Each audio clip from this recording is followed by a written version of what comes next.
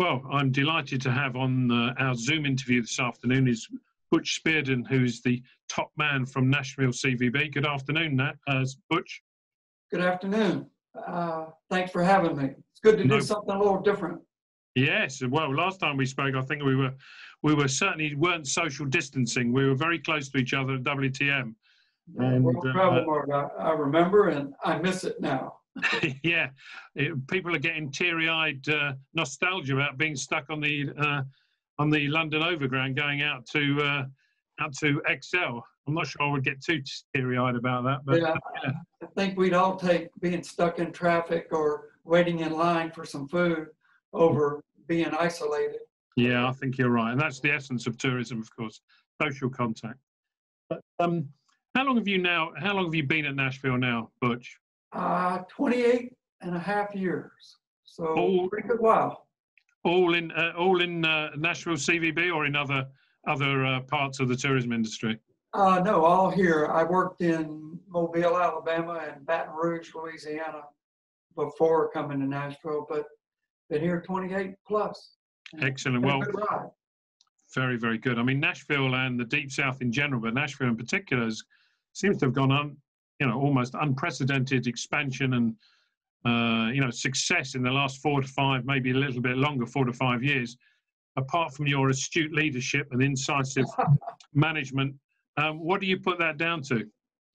An authentic brand, a true focus on who our audience was and what our product was, and investing in ourselves. So we got the community behind us.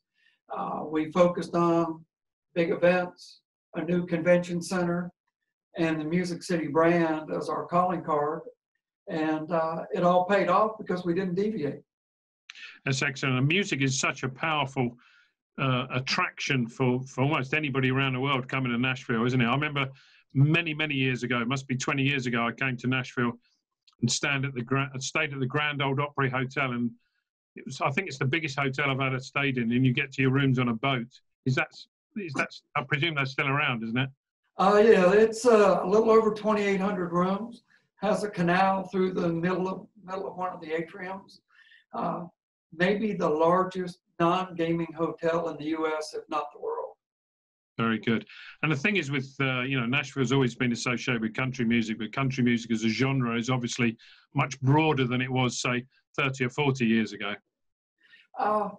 It's grown kind of like Nashville has. As we've, broadened our appeal, I think country music has broadened its appeal. And even beyond country music, when we began to talk about the Music City brand, we began to have the opportunity to talk about other genres, from songwriters to musicians to gospel, blues, rock. That just people have began migrating here, and I think we're truly a global music city today across multiple genres. Yes, indeed. Now, like a lot of destinations, I'm sure Nashville are optimistic about the future, even though the present may be somewhat depressing.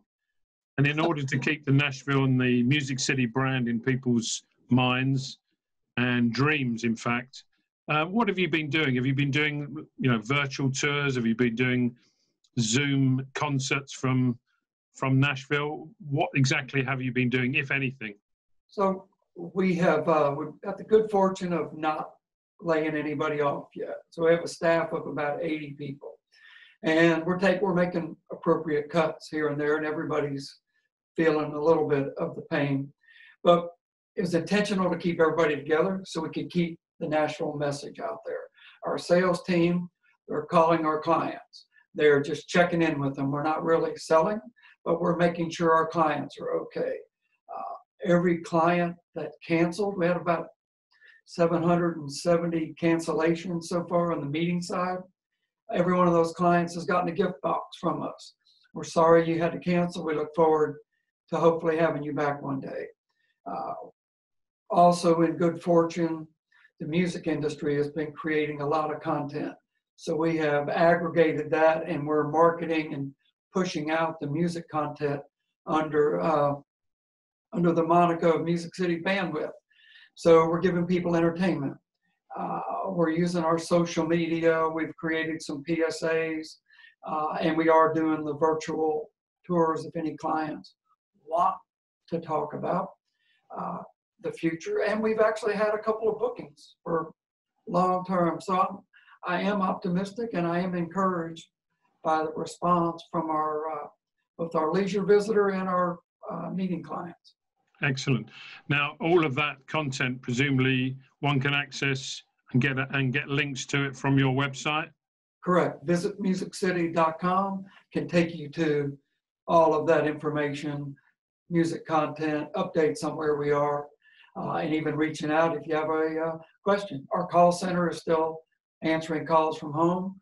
Our social media, our digital folks are answering our website and our Twitter, Facebook, Instagram.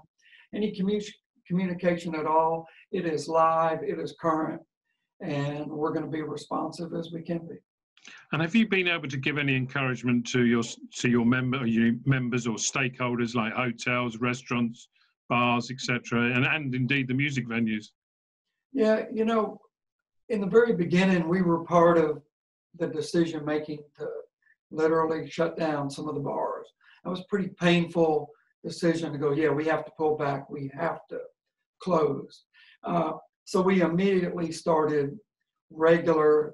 For the first 3 weeks, it was probably every day. We went with an email update. Now it's probably twice a week. We only want to be out there when we have new information.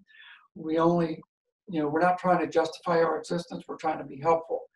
But we're working with the state, we're working with the city, and we're working with the industry. And we have been able, I think, to be a bit of a lifeline to our 1,200 plus business members, where to go for aid, where to find grants, where to get marketing information, where to be up to date on what's the level of business and what's the future plan for reopening. So it's probably one of the things I'm most proud of from our team, that they have really been on top of it. And I've been able to add a personal touch to all of the email updates to our members that lets them know we're not just regurgitating what somebody else said. We're talking to them about what they need to know. That's very good.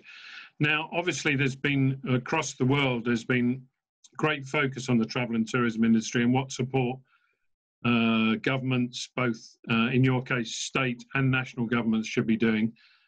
Do you think that they will have to dig a little bit deeper once this is over in order to kickstart the travel and tourism industry? I know that health risks will have to be assessed, and they would be first and foremost, naturally.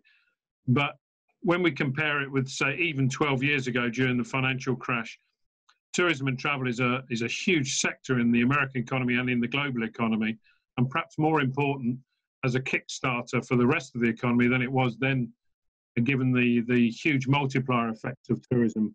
You know, you spend $1 and it creates 5, and spend $1, it creates a job, etc.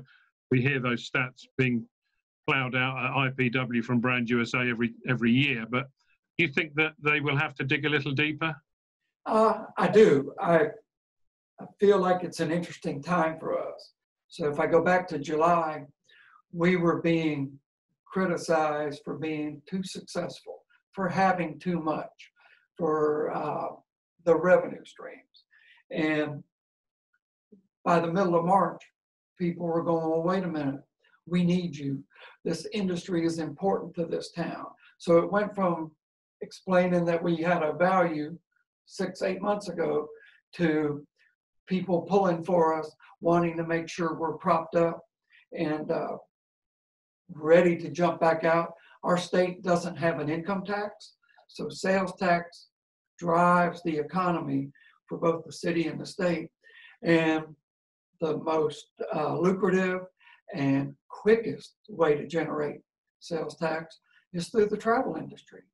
So I think they'll come to our rescue. Obviously, our resources are pretty depleted right now, but we're going to be ready. We have a plan. We have media teed up. We have messaging. We have creative. Part of what we've been doing in this downtime is being ready to launch. But yeah, the city or the state is going to have to prop us up a little bit. Excellent. And you touched on it earlier. I mean, there are social reasons for getting back into tourism as well as economic ones, in that people don't want to be isolated. People like to be tactile, people like to talk, and people like to exchange cultures. And I couldn't agree more with you than that. Do you think that, however, that tourism might be slightly different when we get out of this and we come past this, that people may be looking for something slightly different? They might be more caring. They may be more, I suppose the word is, appreciative of what they have. Do you think that might happen? I'm hopeful that it happens. I think we're a great example. We had a 9.5-year run of nothing but growth, just tremendous growth in visitation, growth in revenue, growth in business development. And maybe a bit of a reset for all of us isn't bad. I think people will always want to travel. I think they want to learn from each other and experience real things.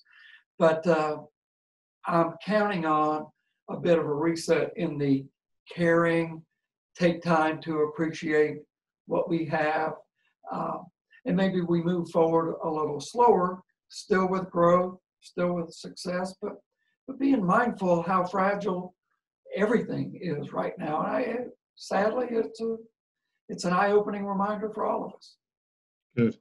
Well, I hope that your predictions come true on that basis, and I hope that Nashville go on to, if not bigger, then better things. And I'd like to thank you for your time this afternoon. It's been very interesting talking to you.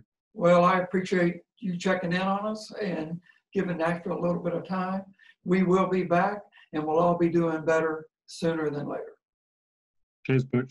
See you soon. Thanks. Appreciate it. Bye-bye.